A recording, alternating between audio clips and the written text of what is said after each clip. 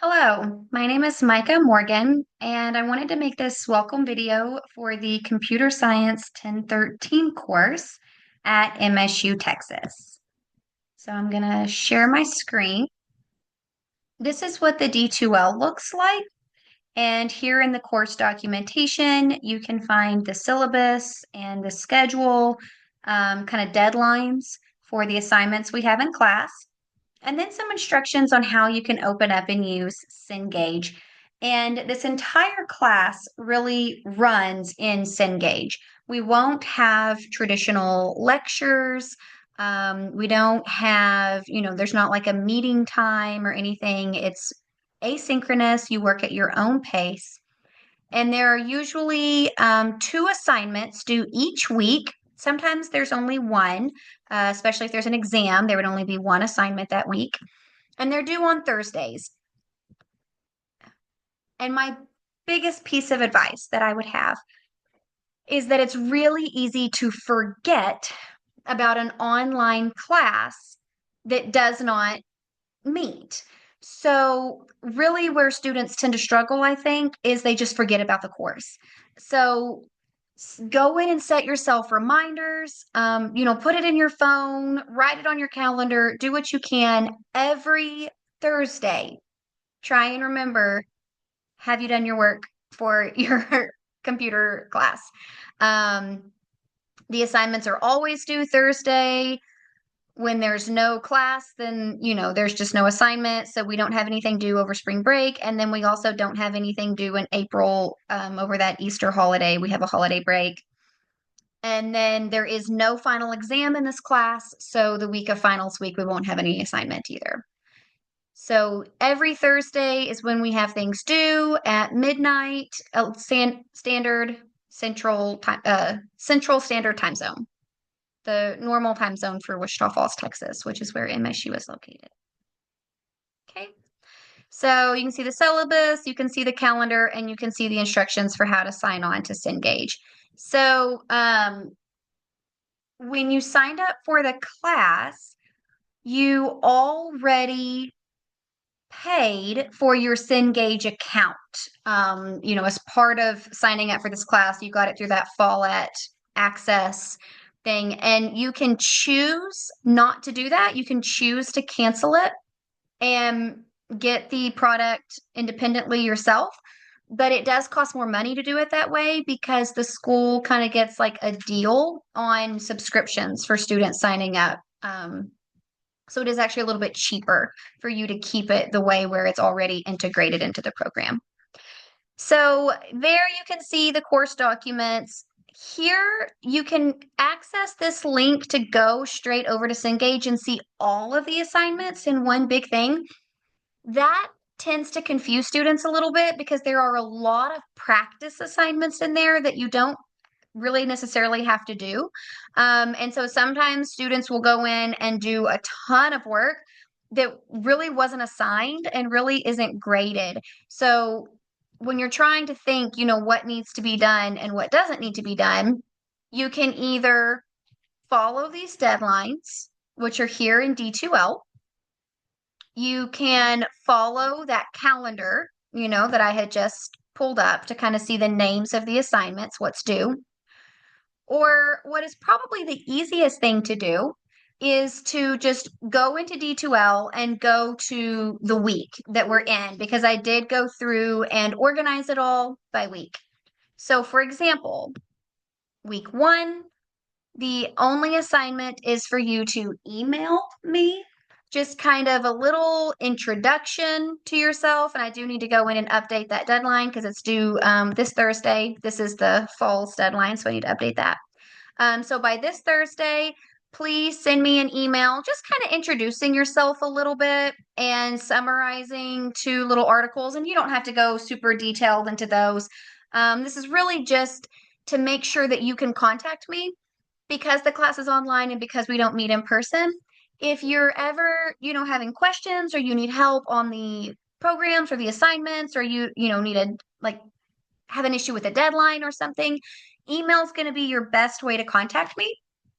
You can also always come by My office hours, if you're on campus, you could come by and see me in person. I am in the Pierce Hall. It's kind of the dorm rooms because all the Bolin professors are displaced right now because they're renovating that building. So I'm over in the Pierce Hall, and my office number is 143. I'm back in the back. But each week, so like starting in week 2, you'll see that it's linked. These are those external learning tools because these are links that take you to the Cengage platform, and it takes you straight to the assignment. So you don't have to go on there and see, 180 assignments and go through and try to figure out what you're supposed to be doing this week. Everything that's due in week 2 is right here in this folder. So when you click on this, it's going to take you out of D2L, and then it'll ask you to sign into your account. So if you're new, you'll need to go over here and create one. And then I already have an account, so I'll just log in. It takes it just a second to redirect.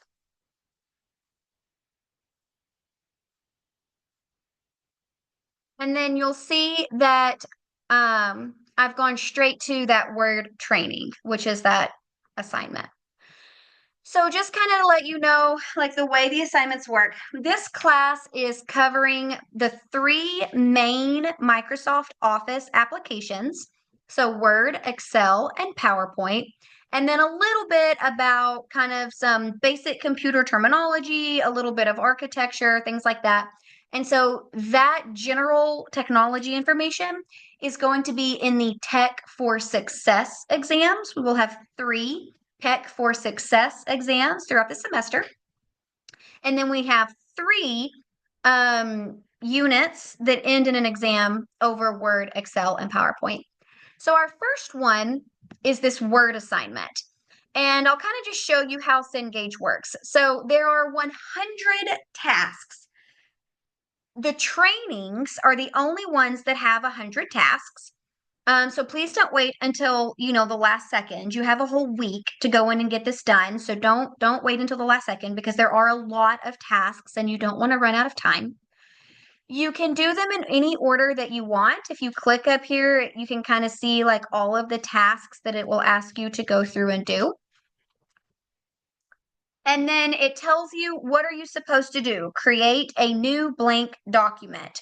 So if it's a task that you already know how to do, if you kind of feel like you already know how to do that and you just go to File, New, Blank Document, and it says you have completed the task, fine, no problem. But let's say it's a task that you don't know how to do. So this says copy the text, technology connects from the first body of the paragraph, so right here, and then paste it into the blank paragraph at the end of the document. I assume you do know how to copy and paste, but let's just say that you don't because the tasks do get more complicated as you go on. You'll notice there are these 3 tabs up here at the very top. So if you click on the Observe tab, what it will do is show you.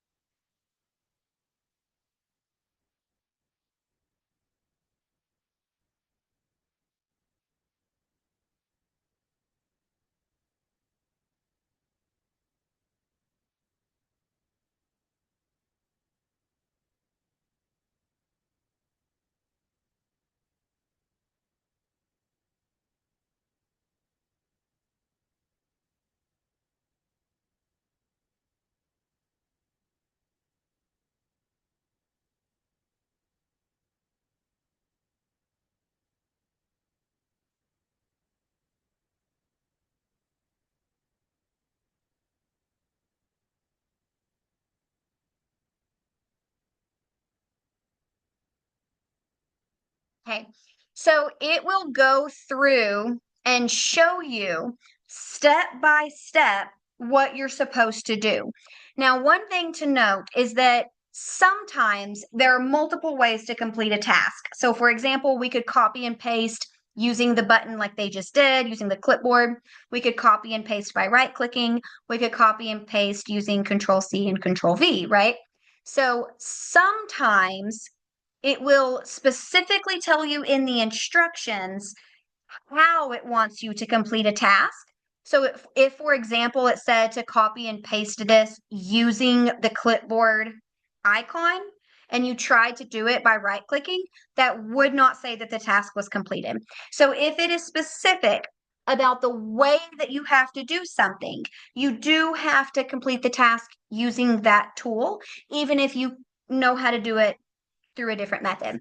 So I'm just going to go ahead and try, for example, I'm going to right click and copy, and then I'm going to come down here and I'm going to right click and paste. And it did work fine there. So this one didn't specify how it worked either way. Um, Notice that there's also a practice tab. And so in practice mode, you can kind of just go in and like click around and try different things.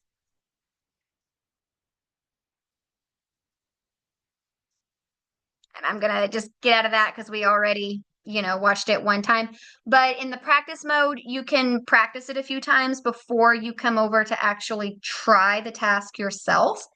I think that you have 3 attempts to complete a task. Is that you can restart it? Actually, you might have unlimited attempts to complete the task in the training exercise. And then I think you have 3 attempts to complete the task when you're taking an exam. Um, so here you're just training. You can go through it as many times as you want to help you practice. And that is just to kind of help you prepare for projects and tests. Okay, so I'm just going to close out of that and then go back over here into D2L. You'll be able to see in the progress your gradebook, and in the gradebook, you can kind of see all of our different assignments. So we have